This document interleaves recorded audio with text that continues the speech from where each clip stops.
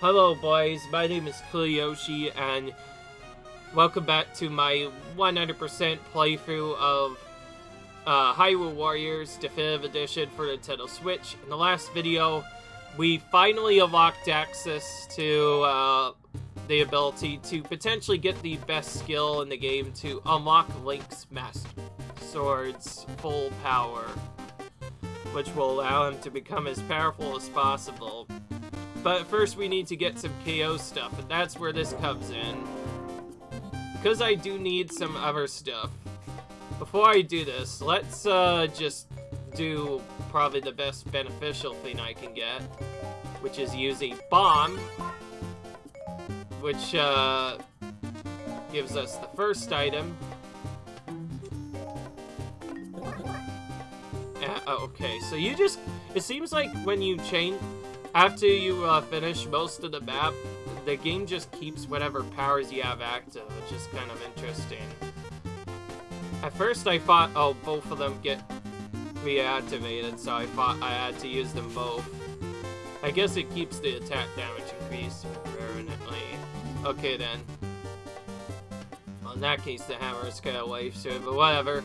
But anyways, I just wanted to make sure Rupee Increase was active so I could also farm Rupees while I'm doing this. But anyways, we want to go to Link here. You don't even need any skills for this. You just need the ability to farm KOs, and that's what we're going to show off. And at this point, I'm probably just going to,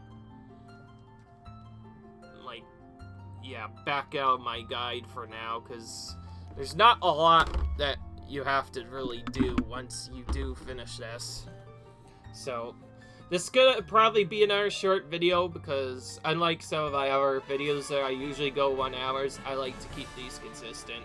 So anyways, I think I remember showing off this mission at one point, but what I didn't show off is that this mission is also a good place to KO grind.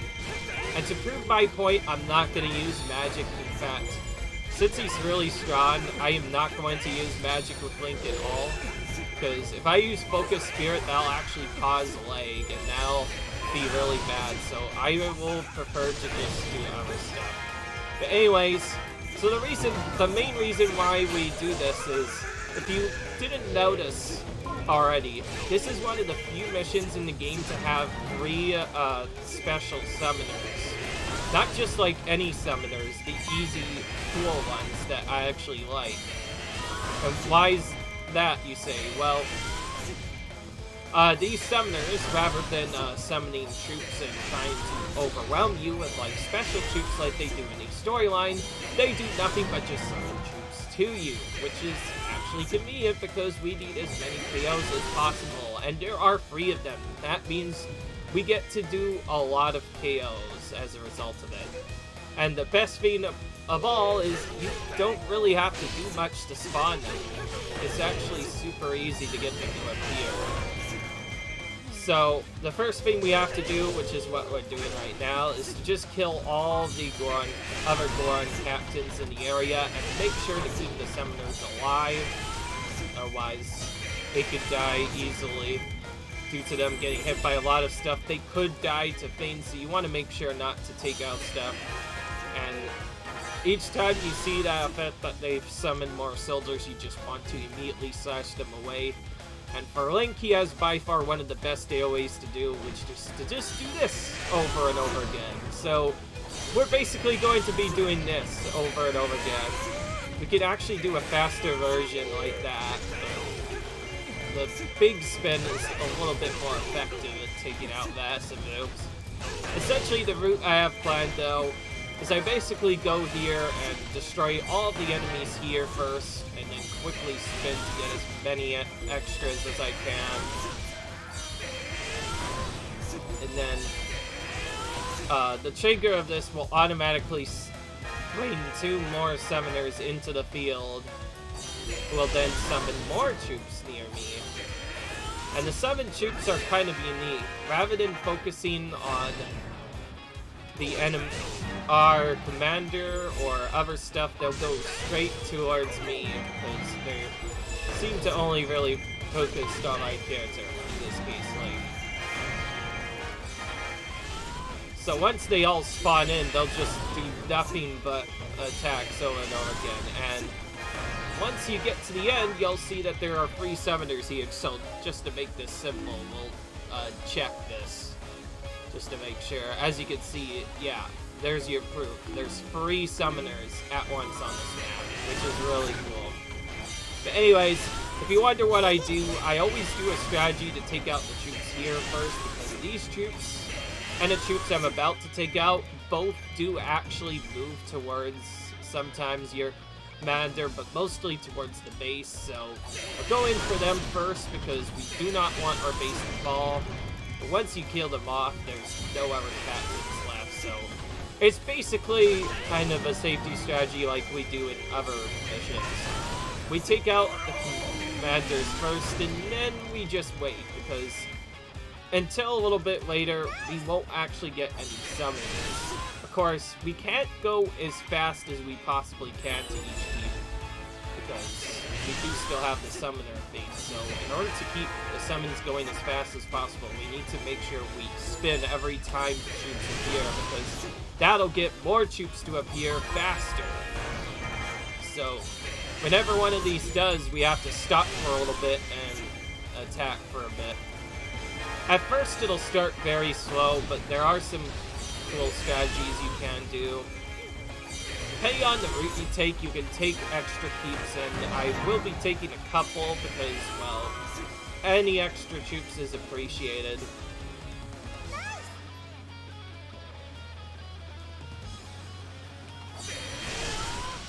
Now, you don't necessarily have to take out everything, but for the purposes of getting as close to Link's KOs as possible, I will take out all the troops just to make it easier. Now, you do need to be careful. Depending on where the summoners spawn, sometimes they can get trapped into other stuff, or sometimes they'll move to other troops you do not want them to move towards, and that can get really annoying. Now, which keep you actually go in is up to you, but the simplest strategy for me seems to be to just go into either this keep, the Sovereign Tree, or the one that I just went in before, and just run around in circles until you get the summoners to appear. And this is why, because there's so much time to wait for, you often want to use this here time, which I'm actually going to do in this attempt. It does take quite a bit for them to get powerful enough to start summoning 4 troops at once. So ideally, the sooner you get them to appear, the better.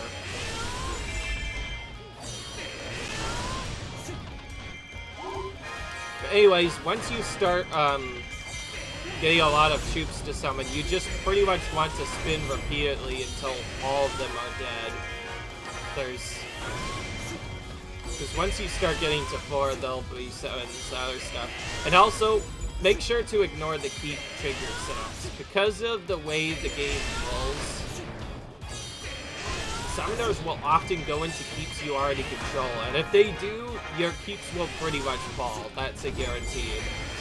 But you pretty much want to ignore that, as all you're trying to do is just do this over and over and over again.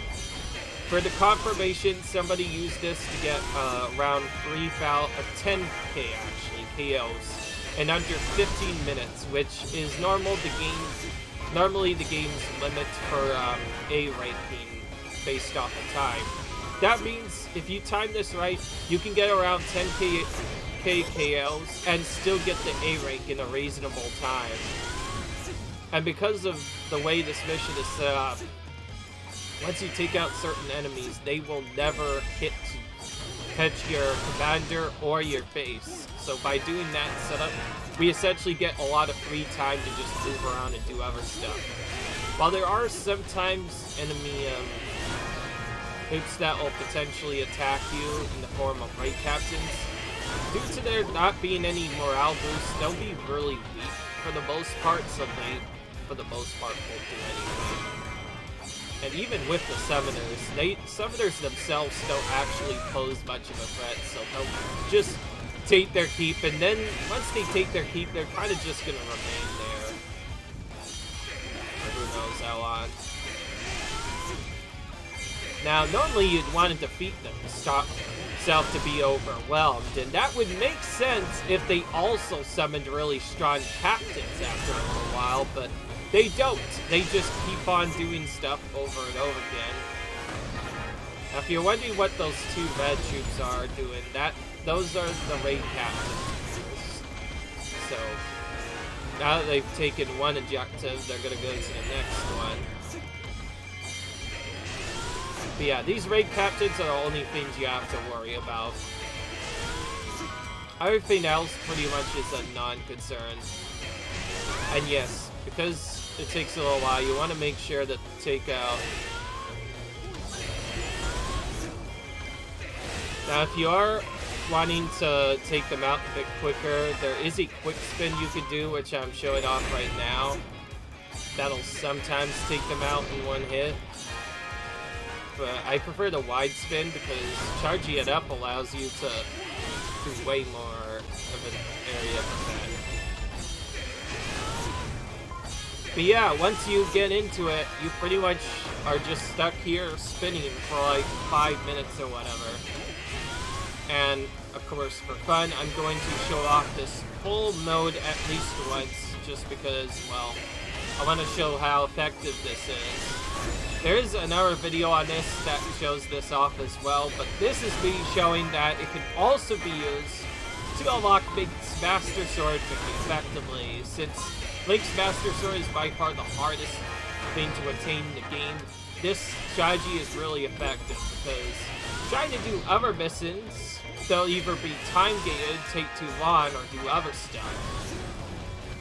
But because you get 10 KOs in a couple of other missions, because you only get around 5k KOs or 7k KOs at best in some of the other missions, you can often get more KOs in multiple minutes doing this than you can doing the turn the field grind or other various grinds. Now, if you're wondering how you grind this up in the original game, especially when it has 25,000 KOs, unfortunately there isn't really a faster strategy to do it, so I just had to grind, well, assuming I was playing without DLC, which I definitely was. I pretty much had to do nothing but grinding the challenge mode rush battle over and over again. And even then, it took like almost 10 full playthroughs just to get to that. And that's the mission, of course, that has a 6-minute limit. And this is assuming you do not have Master Quest Map, of course. With Master Quest Map, you can get an easy 5k KOs almost every time. But otherwise, yeah, it's kind of difficult. So there's a reason why they nerfed it so much, to not take as long. Now the biggest one is no more than 10k KOs at once. And the reason why I'm spinning so much is, like I said, to get the troops to appear quickly, you need to just kill them all repeatedly. If you're wondering when we're gonna stop, we basically are gonna keep going until the amount finally slows down after a set amount of time. Because, fun fact, the summoners do actually have a limit. Eventually, after killing enough of these troops for who knows how long, they'll start spam summoning repeatedly, and then they'll just leave. They'll just leave. And speaking of which, that one just left. Once one of them leaves is usually the sign where you might have to start killing other troops. But even then, you can take it a step further, which I'll show next, which involves doing other stuff. Okay, so those other ones finally got to rank 4. That means which means they now summoning 4 mini Goans at a time, which is good. That means we'll get as many troops as possible.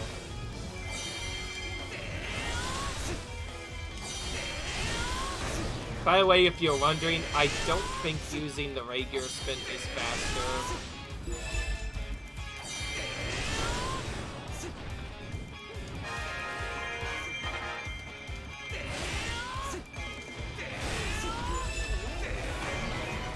There's our first skill unlock.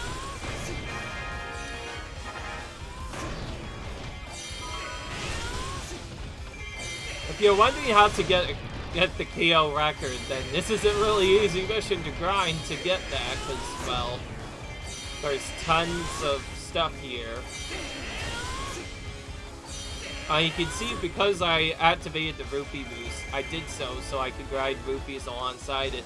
We also have 80,000 rupees in one mission, so if you're wondering how to farm rupees without the maximum rupee thing, or rather the rupee glitch that gives you 99 rupees upon just defeating a specific boss, well, this is the way to do the grinding without the glitch. And it's really cool because, well, since this is on the 3DS and or Switch versions, it'll work.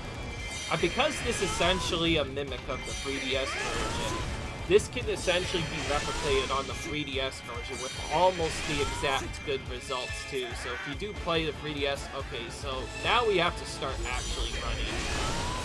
So now that 2 summoners have despawned, this is where we need to start moving towards the area. So I'm gonna kill a few more troops here. Oh, okay, now we have to run in. But again, even after that, we can still take this a step further.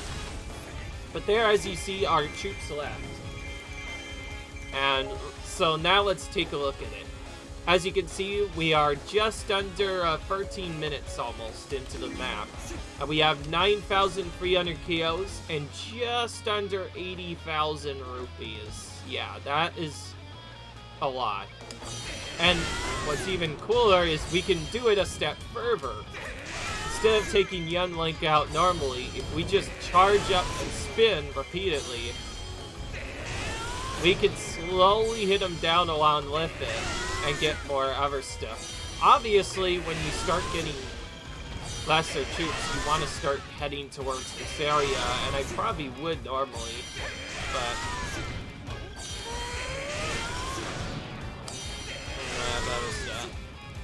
I could potentially do this a bit quicker and potentially avoid stuff.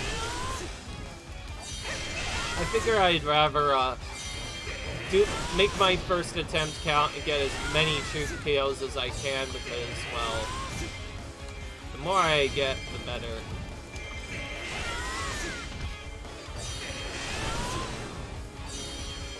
Wait a bit before doing our last charge to try and take out some of our enemies along with it, and there we go.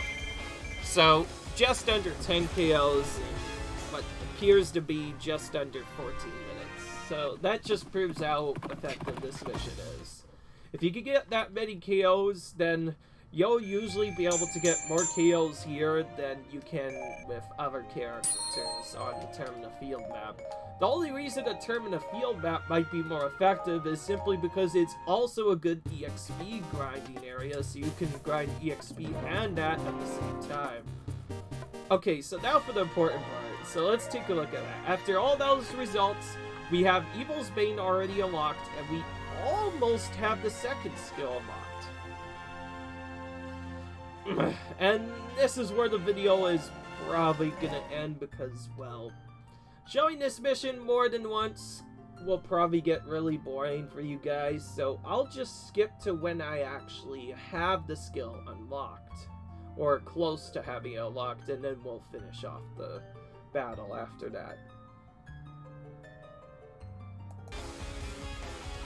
Right guys, we're back, and as you can see, our skill is 169 kills away from unlocking, so to get it more optimally done, I'll just go straight into the enemy heat and take it out while I spin around to get all the KOs. And then do some extra, I'm not sure if that's needed, but once we do the skill lock, we'll do that, and I'm just going to use nothing more. I almost never use Magic Fountain in this just because it's so easy, you don't really need to do that. Okay, take out Young Link to finish it off. Not a hard mission at all to troops from. And just like that, we've now gotten his final skill unlocked. So this unlocks the true potential of the Master Sword. So now whenever we get a 10k skill unlocked, we can then unlock it to get another skill that copies power similar to Link, except it allows any character in the entire game to increase their attack power by 100 on any weapon that has it. At the cost, of course, of having to spend a lot of time getting 10k KOs to get it, but at the very least it could be unlocked now. I think we may end up doing that at least once. Not going to necessarily show it right now. But anyways, this is the big thing we needed. See, we need to get all medals, and that was one of them, so we need to do that. To show my proof of concept, I'm gonna go in and just show. So, if you wonder how to unlock the exorcism skill now you know. And also, this is an upgraded version. The original Master Sword only had a maximum power of 500 at best, and it wasn't really that good. For this version, they upgraded it even further to now be arguably the strongest weapon in the game. The first skill gives it 300 more power, or 200-ish. This one gives it another 300 on top of that, for a total of 900 power. And on top of that, if you look at any 10k skill... Oh, we found one right away. As you can see, it is no longer purple. Now, to prove my point on how to actually select these, we're actually going to go to the smithy and appraise the skill so we can actually see what it does. I don't necessarily need to do this, but I prefer to do this just to show it off. So, this essentially unlocks the ability for weapons to become stronger. So essentially, this allows weaker weapons to become a strength of 560. So it's useful to make even the weakest of weapons really strong, and this is really good if you're trying to get, like, certain skills on it. But as you can see, little hidden fact, it's not actually the best skill.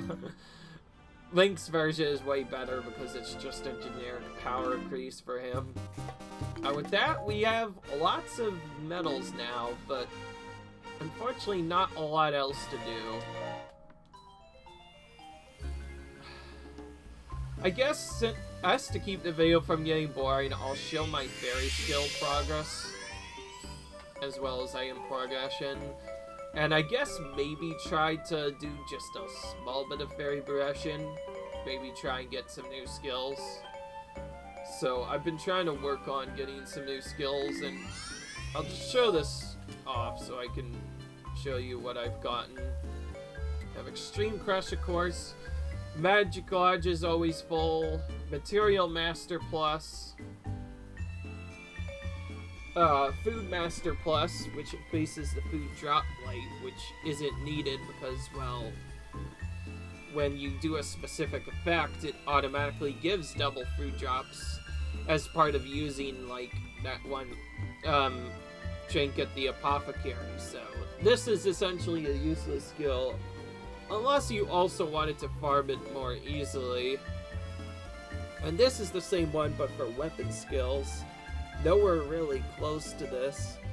And then this is Special Attack Plus, which is probably what I'm actually going to go for next, which prevents the Special Garage from emptying it all, and this is very useful for a couple of other stuff. But otherwise, I have Regular Magic Fountain, Glass Cannon, Extreme Crush Normal, Material Master, and Food Master Normal, and almost all of the silver skills except 4, and all the bronze skills, so I'm actually pretty close. I have 50% of the skills a lot, and just a bit more to go.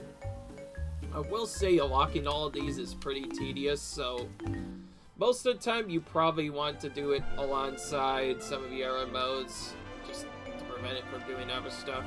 But anyways, I'm going to show off because now that we've done most of these other setups, we're probably just gonna work through all the maps one by one. For no reason or another, since I did some of the other late game maps and already almost completed a lot of them, I think I'm gonna actually start by full clearing the Hyrule map and then Grand Travels map and other stuff. But of course, a lot of that will happen after I grinded up the stuff. So if you wonder why I'm not been doing many videos, it's because this is probably one of the worst parts of the run, having to grind to 255. So with that in mind, we got the power of the True Master Sword. I think this is a good time to end off the video. If you enjoyed, rate, subscribe, and when we come back, we'll probably be on the adventure map again, trying to 100% all of that, which will be fun. Once we get the required level, that is. Until then, see you guys later. Bye.